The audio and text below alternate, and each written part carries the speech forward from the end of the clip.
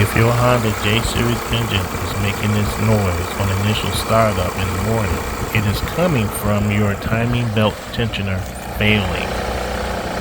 If your tensioner fails 100%, it will cause catastrophic engine damage to your vehicle.